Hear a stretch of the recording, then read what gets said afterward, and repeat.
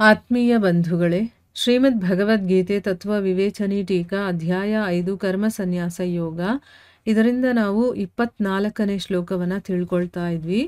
ಓದ ಭಾಗದಲ್ಲಿ ನಾವು ಯಾವ ಮನುಷ್ಯ ಬ್ರಹ್ಮನಿಗಿಂತ ಬೇರೆ ಈ ಜಗತ್ತಲ್ಲಿ ಏನೂ ಇಲ್ಲ ಅಂತ ನಿರ್ಧಾರ ಮಾಡಿಕೊಂಡು ಸಮಷ್ಟಿ ಅಂತರಾತ್ಮದಲ್ಲೇ ಸುಖ ಇರುವಂಥವನಾಗಿರ್ತಾನೋ, ಆಮೇಲೆ ಆತ್ಮನಲ್ಲೇ ರಮಿಸ್ತಾ ಇರ್ತಾನೋ, ಆತ್ಮದ ಜ್ಞಾನವನ್ನು ಕಂಪ್ಲೀಟಾಗಿ ತಿಳ್ಕೊಂಡಿರ್ತಾನೋ, ಅವನು ಆ ಭಗವಂತನ ಜೊತೆಯಲ್ಲಿ ಏಕೀಭಾವವನ್ನು ಪಡ್ಕೊಂಡಿರ್ತಾನೆ.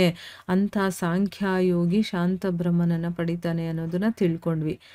ಈಗ ಪ್ರಶ್ನೆ ಉತ್ತರಗಳೇನು ಅಂತ ತಿಳ್ಕೊಳ್ಳೋಣ. ಮೊದಲನೇ ಪ್ರಶ್ನೆ ಏನು ಅಂತಂದರೆ, ಅಂತಃಸುಖ ಅಂತ ಹೇಳಿದಾರಲ್ಲ, ಅದರ ಅರ್ಥ ಏನು ಅಂತ ಪ್ರಶ್ನೆ. ಉತ್ತರ ಏನು ಅಂತಂದರೆ, ಇಲ್ಲಿ ಅಂತಃಸುಖ ಅಂದಿದ ತಕ್ಷಣ ನಾವು ಅಂತಃಕರಣದ ಬಗ್ಗೆ ಮಾತಾಡ್ತಾ ಇದ್ದಾರೆ ಅಂತ ತಿಳ್ಕೋಬಾರ್ದು. ಅಂತಹ ಅನ್ನುವಂಥ ಶಬ್ದ ಇಡೀ ಜಗತ್ತಿನ ಅಂತಸ್ಥಿತವಾಗಿರುವಂಥ ಎಲ್ಲದರಲ್ಲೂ ಇರುವಂಥ ಪರಮಾತ್ಮನ ಬಗ್ಗೆ ಹೇಳ್ತಾ ಇರೋದು. ಅಂತಹ ನಮ್ಮ ಒಳಗಡೆ ಇದಾನಲ್ಲ ಭಗವಂತ, ಅವನ ಬಗ್ಗೆ ಮಾತಾಡ್ತಾ ಇರೋದು, ಅಂತಃಕರಣದ ಬಗ್ಗೆ ಅಲ್ಲ ಅನ್ನೋದು ಫಸ್ಟು ತಿಳ್ಕೋಬೇಕು.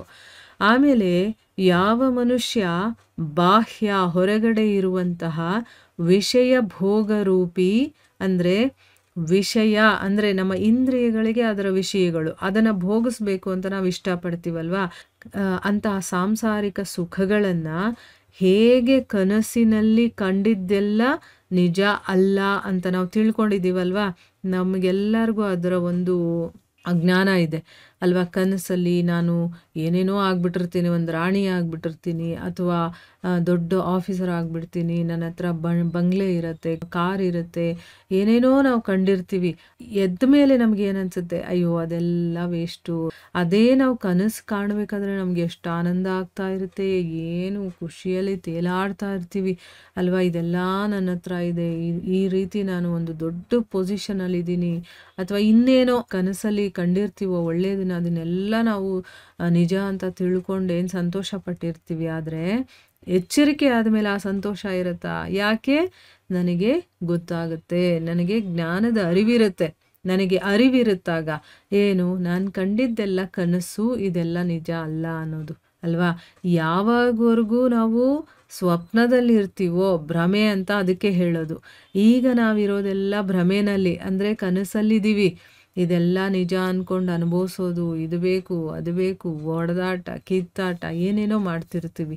ಆದರೆ ಒಂದು ಸರಿ ಜಾಗೃತವಾದರೆ, ಅಂದರೆ ಏನು, ಯಾವಾಗ ನಾವು ಸತ್ಸಂಗಗಳಲ್ಲಿ ಭಾಗಿಯಾಗಿ ಅದರಿಂದ ನಾವು ಜ್ಞಾನವನ್ನು ಪಡ್ಕೊಳ್ತಾ ನಮ್ಮಲ್ಲಿ ವಿವೇಕ ಅನ್ನೋದು ಜಾಗೃತವಾಗುತ್ತೋ, ಆಗ ನಾವು ಎಚ್ಚೆತ್ಕೊಂಡಂಗೆ ನಾನು ಇಷ್ಟು ದಿವಸ ಮಾಡ್ತಾ ಇದ್ದಿದ್ದೆ ಎಲ್ಲ ತಪ್ಪಲ್ವಾ, ನಾನು ಭ್ರಮೇಲಿದ್ನಲ್ಲ, ಇದು ಯಾವುದೂ ನಿಜ ಅಲ್ಲ, ಆದರೂ ಕೂಡ ಇದಕ್ಕೋಸ್ಕರ ಇಷ್ಟೆಲ್ಲ ಮಾಡಿದ್ನ ನಾನು, ಆ ರೀತಿ ಎಲ್ಲ ನಮಗೆ ಅನಿಸೋದಕ್ಕೆ ಶುರುವಾಗುತ್ತೆ.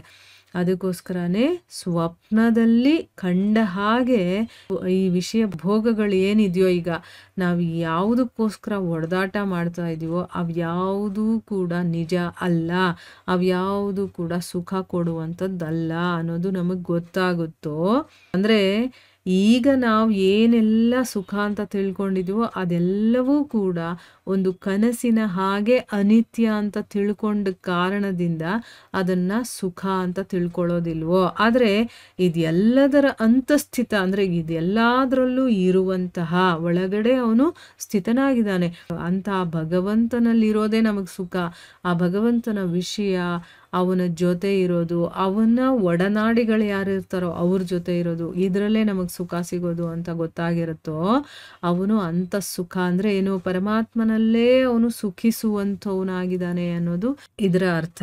ಅಂದರೆ ಭಗವಂತನಲ್ಲೇ ಇರೋದ್ರಲ್ಲಿ ಯಾರು ಸುಖವನ್ನು ಕಂಡಿರ್ತಾನೋ ಅವನಿಗೆ ಇನ್ನು ಬೇರೆ ವಿಷಯಗಳಲ್ಲಿ ಸುಖ ಇಲ್ಲ ಅನ್ನೋದು ಚೆನ್ನಾಗಿ ಗೊತ್ತಾಗಿದೆ ಅಂತ ಅರ್ಥ.